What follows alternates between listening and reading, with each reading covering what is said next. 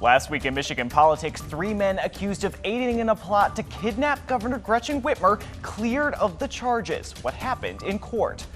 Plus, the United Auto Workers strike continues with a high-profile figure set to visit, why the union's president says he's not welcome. And a highly contested and controversial Ottawa County budget clears a key hurdle, what commissioners are hoping to pass against a deadline that is fast approaching. I'm Josh Alburtus, and this is your 13 on your side rundown.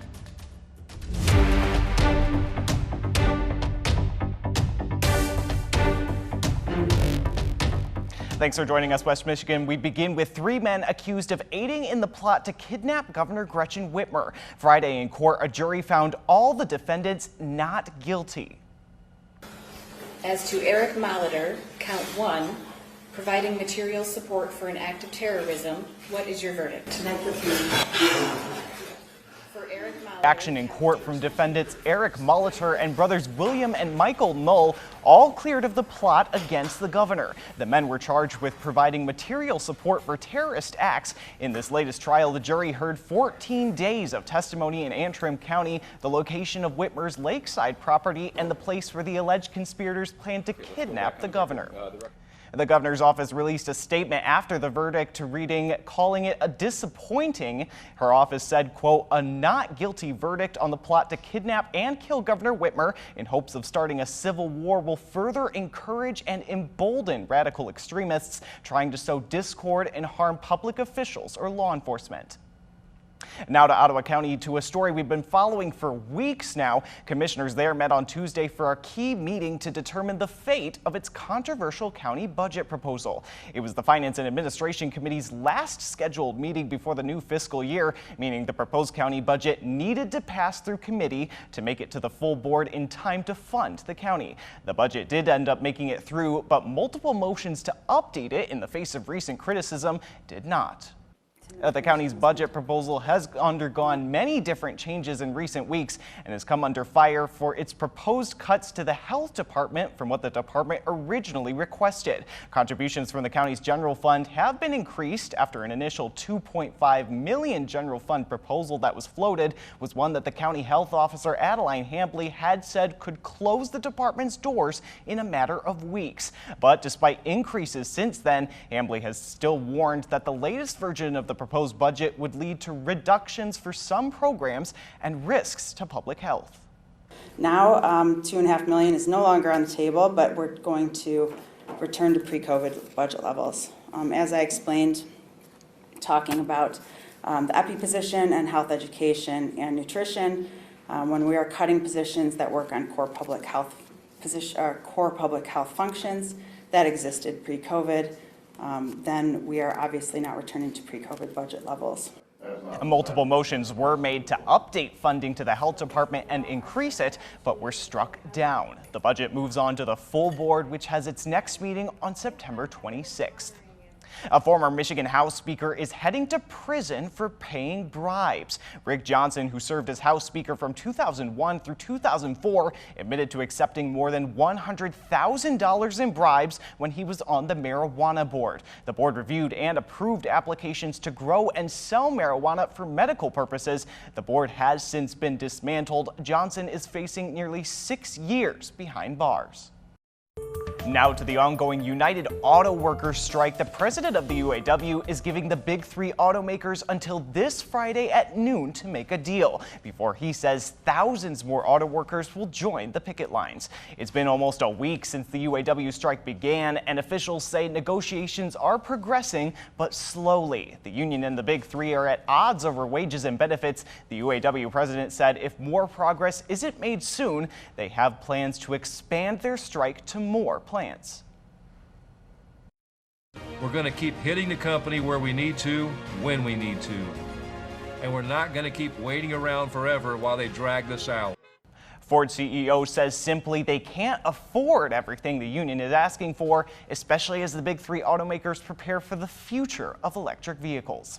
Meanwhile, former President Donald Trump says he will skip the second GOP debate next Wednesday and instead meet with striking union auto workers in Detroit. UAW President Shawn Fain made it clear, however, he isn't a fan of that plan. Fain issued a statement saying, quote, "Every fiber of our union is being poured into fighting the billionaire class and an economy that enriches people like Donald Trump at the expense of workers." Michigan Democratic leaders are also slamming Trump's upcoming visit, calling it a, quote, "cheap political photo op and a distraction from his own political issues." The Democrats are urging President Joe Biden to beat Trump to the UAW picket line.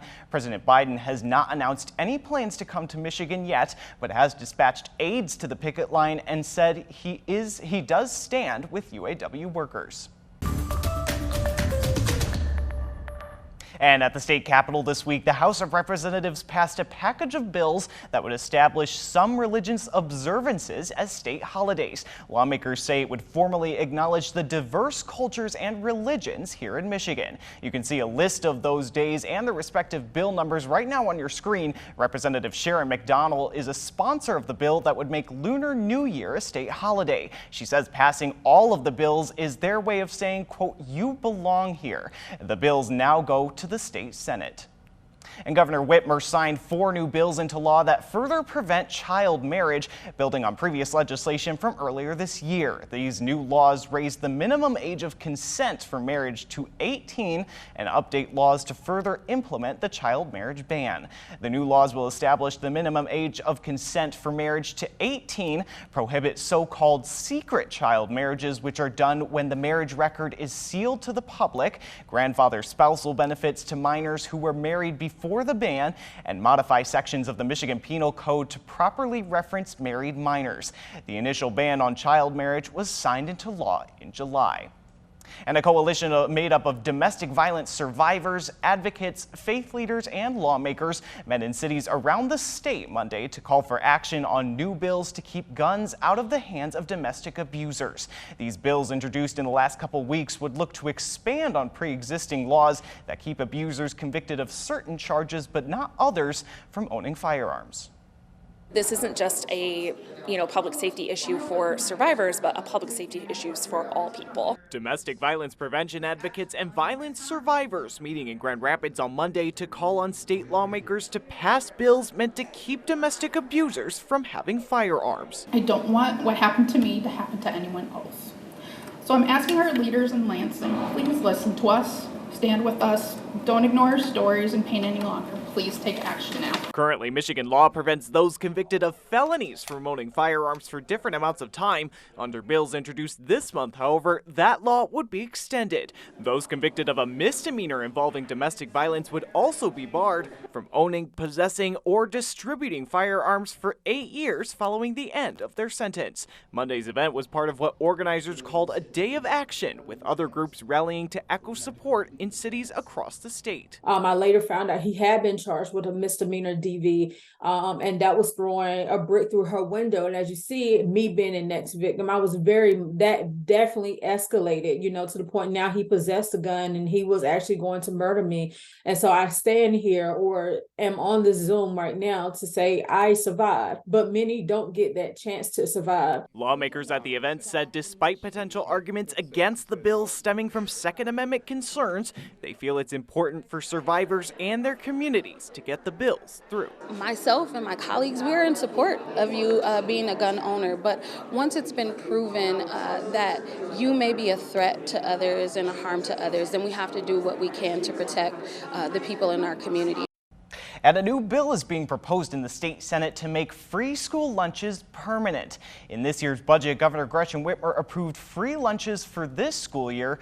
On Tuesday, the Senate heard testimony about the bill. If passed, the bill would update the state school code to put a permanent program in place and save the average Michigan family $850 per student per year. The bill is still currently being discussed in the Senate. And local districts are already feeling the impacts of Governor Whitmer's historic education budget. Kent ISD is one of the first. It's not just allowing more families to get free pre-K, it's also expanding the length and capabilities of the program. 13 on your side's Julie Koharek has more on the push for pre-K for all. It's your turn. When Miss Ramsey calls on you,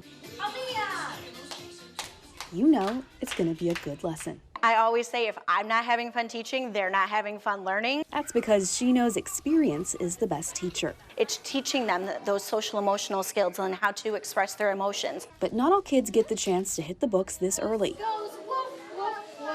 We have kids now that are coming from homes that aren't always the greatest, and they don't know how to express their emotions. New funding from the state and Governor Whitmer's historic education budget has plans to change that. Childcare, preschool in general, can be really expensive. Access to the Great Start Readiness program is mainly based on income.